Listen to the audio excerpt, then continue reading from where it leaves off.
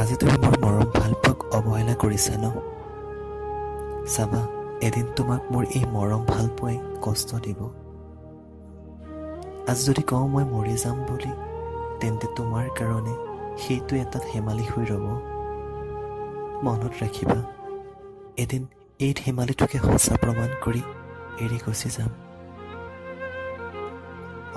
মানি লৈছোঁ যে সময়বোৰ এতিয়া মোৰ হাতত নাই, কিন্তু এদিন এই সময়বোৰকো পিছ পেলাই এৰি গুচি যাম।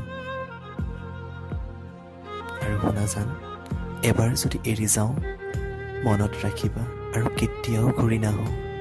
সেই সকলোবোৰ সময় মনত পৰে, যিবোৰ সময়ত তুমি মোৰ কাষত আছিলা।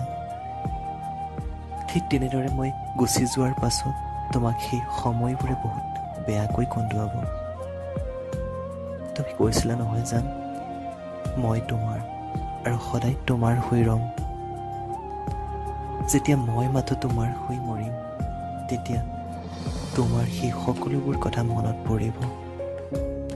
এতিয়াতো মই তোমাৰ কাৰণে এটা বোজাহে হৈ পৰিলোঁ, কিন্তু যেতিয়া দূৰলৈ গুচি যাম, তেতিয়া মোৰ মৰম ভাল পোৱা আৰু মোৰ মৰমৰ ছায়ে তোমাক বহুত আমনি কৰিব।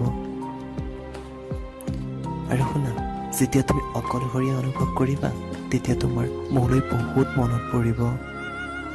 আৰু যে কি জানা, যেতিয়া তোমাক কোনোবাই তোমাক এৰিবৰ বাবে মিছা ক'ব, তেতিয়া মই বনোৱা সকলোবোৰ বাহানা তোমাৰ মনত পৰিব।